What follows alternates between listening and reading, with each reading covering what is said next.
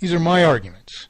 This is my analyses that have established these things. So as Ellen Hodgson Brown has been proven wrong on virtually on everything that she claims, she's resorted to so that she can be different, claiming the embedded fault of my parable of perfect economy, spending money into circulation, as quote unquote her purported solution. Well, of course, she has no original claim to that at all, nor do any of the other people which are making this false claim as if they are an advocate of solution as well. Bill Stills, the money is debt people who are claiming money can't be a debt, that money being a debt is the problem, which is preposterously stupid, because it's not the fact that it's a debt that's an issue at all. It's the fact that interest is associated with it, which imposes a process, which is this implicit obligation to maintain a vital circulation by perpetually reborrowing principal and interest paid out of the general circulation as a new debt, increased above the former sum of debt by so much as periodic interest on an ever greater sum of debt until we suffer the present terminal failure. Interest and interest alone multiplies debt in proportion to circulation. And if I have a debt, what is wrong with paying the debt back?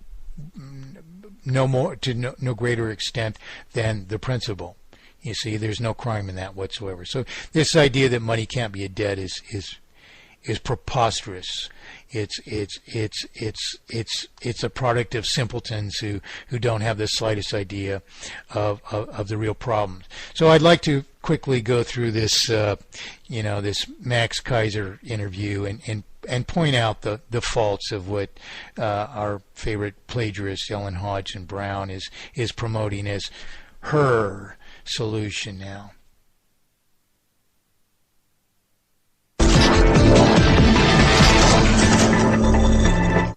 Hi, welcome back to the Kaiser Report. Time now to speak with Ellen Brown. She's the author of Web of Debt. She's got a new piece out, Austerity Fails in Euroland. Austerity Fails in Euroland. Title of her new piece. Of course, this is kind of curious because all over the internet for, years, many years in fact, you can find papers of mine going back, 30 and 35 years, explain how austerity at the terminal stages of such a purported economy would be terminal. And we can understand this readily from the fact that the Fed is sustaining this, artificially sustaining the system by pouring money into circulation, accumulating further federal debt that we can't even afford to service here in the United States, and the same situation prevails about the world. So the thing is, this has accumulated this huge sum of debt which we can't afford to service, and so suppose we think, let's not bother understanding the fundamental cause of this, and the fact that it has one solution, which has been proven for over 40 years now. And let's just see if we can force the people somehow to pay down the sum of debt. Well, obviously, since here in the United States, for instance, we've accumulated this sum of debt since Reagan took office.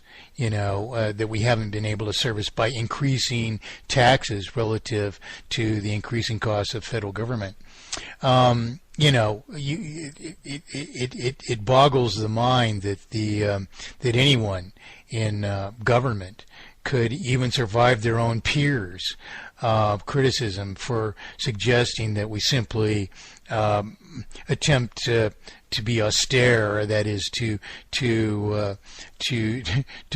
service the debt that we've accumulated and even pay it down. This is just it's a ludicrous idea. But many people have asked me to elaborate on this over the last year, and and I have, and so lo and behold, Ellen Hodgson Brown comes out with such a paper, whereas just 2 years ago she was arguing that interest, she didn't even see that interest was the problem. But you can only understand that that austerity is fatal if you do understand that interest is the problem. And of course, she's not the original author of that idea. She can't pretend to understand it in the terms that she originally purported that she understood, that the system is just a Ponzi scheme. So for her to pretend authority on this is just, is preposterous. Time for some deficit easing. Welcome to the Kaiser Report, Alan Brown. Thanks, Max. Tell us about this deficit easing. Well, what prompted me to write this piece was that Ireland's bonds were just downgraded by Moody's by 5 notches to the B category, and this was after they accepted the IMF EU bailout. No. The downgrading of the bonds does not imply, is not sufficient in and of itself to intimate that that austerity is itself implausible and will fail. So sorry, Ellen. The most important argument and the only plausible argument is entirely missing from your proposition. Unlike Greece, which was supposedly a profligate spender and responsible for its own dire straits, Ireland was the poster child for austerity, for doing everything the bankers asked them to do. They slashed services, raised taxes, generally squeezed the people to bail out the banks, and it didn't work because there's a fundamental flaw in the euro system. The euro system is a fixed money system. It's a zero-sum game. Unable to articulate my thesis of inevitable failure without plagiarizing me, what's this preposterous notion in lieu of that it's a zero-sum game, unquote? What sum is zero here? What does that even possibly explain? Who's a credible authority would resolve the issues to such preposterous terms, which you can't understand and which we can't unite upon, if we are ever to understand that there is one and one only solution, which in fact Ellen Hodgson Brown isn't about to propose to you? There's no one that can create more money in order to allow the growth and the profits that are necessary in order to generate more taxes so that governments can bail themselves out of debt. So they're all in debt. It isn't even the issue that there isn't anybody else to create more money. All the central banks exist to create more money. Excuse me. It exists. The problem is, as my thesis of inevitable failure establishes, the creditworthiness has been exceeded. The people cannot borrow further. Interest multiplies debt in proportion to a circulation and remaining capacity to service debt, which you denied, Ellen Hodgson Brown, just 2 years ago on op-ed news forums to me, myself, and yours truly. So, this is a preposterous pretended authority. She doesn't even understand how the further debt is accumulated and why we can't assume further debt. This is ridiculous. But where the heck is Max Keiser on this? And there's nobody that they can borrow from except each other. So they're all going down together. So now, your solution going forward would be, I guess, first of all, for Ireland and these other countries to simply default on the debt now because they're never going to pay this debt, and they're never going to create enough phony Ponzi scheme money to alleviate the austerity measures. So it's just default, right? No, Forrest. You can create the money in this phony Ponzi schemes, as Ellen Hodgson Brown, pretended authority, has called it. Nobody understands this by calling it such stupid terms as a Ponzi scheme. Totally irrelevant, inapplicable, broadly wide of the mark. Sorry. They can create the money. The problem is lending it into circulation as a debt subject to interest increases the sum of debt indebtedness by so much as periodic interest on an ever greater sum of debt, and that's why they've exceeded creditworthiness. So they're borrowing more money than they can service, which a bank really can't lend them without losing. And that's, of course, why we have inevitable terminal failure. And the only solution is resolving the obfuscation of the promissory obligation so that all prior payments of interest counted instead toward principal, and we've reduced the principal to what it should have been instead.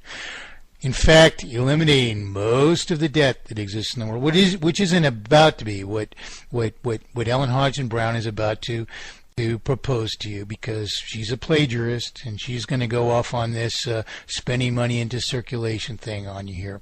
But the thing is, we can't introduce the money. The thing is, it increases the sum of debt further. You're witnessing it happen, Max. You're seeing the Federal Reserve do it on a daily or weekly basis, buying up federal bonds in order to sustain a vital circulation against all the interest and principal that we're paying out of circulation and can't borrow back into circulation ourselves because we, the private sector, have already exceeded our creditworthiness. The fault is the obfuscation of the currency, and Ellen Hodgson Brown can't even spit it out of her mouth in a sentence. That certainly worked for Iceland, which is now back showing positive growth. Well, that isn't what my friends in Iceland tell me. And could that possibly be positive growth over the cost of this failed set of banks in Iceland, for which the Icelandic people have wrongly been made to pay? I really don't think so, Ellen. Because if it were, that debt would be paid off and they would still be showing positive growth. Would they not? I don't think so. But even if it were positive growth, why would that even be a question? You know, that positive growth might justify whatever she's saying succeeded somehow, which hasn't succeeded. Because the debt of the world can only be multiplied further by interest. How could that possibly justify the obfuscation of the currency, in other words? The thing is here is not whether there's positive growth according to the purpose lies of the very perpetrators of this crime, which he willingly cites without even giving the sources. The thing is, how would we prosper without exploitation? That's the issue. And what's the solution that eradicates exploitation, Ellen? You've come so far as to agree with me finally that interest isn't justified in your spending money into circulation. But now, where are you on the rightful attachment of an obligation and rate of payment, which concludes the matter?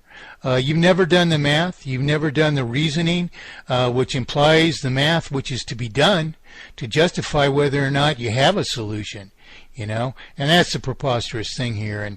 And you know, if Max Kaiser thinks he's interviewing a real authority, well, that's his problem. But I did suggest a couple of other solutions as well. Is there more than one solution to inflation and deflation? Is there more than one solution to systemic manipulation of the cost or value of money or property? Is there more than one solution to inherent, irreversible, and therefore terminal multiplication of artificial indebtedness in proportion to remaining capacity to pay? Absolutely not. What credible authority could possibly propose more than one solution, especially without first invalidating a long pre-existent proof of one and one only solution? One would be something on the order of quantitative easing, which would have to be undertaken by the European Central Bank, which is the only entity in the Euro system which is allowed to actually generate more money. So she's just contradicted herself that there's no mechanism for creating the money or borrowing the money further, and she's just proposed something which can't even reduce the sum of debt. It's the same thing that's going on right now.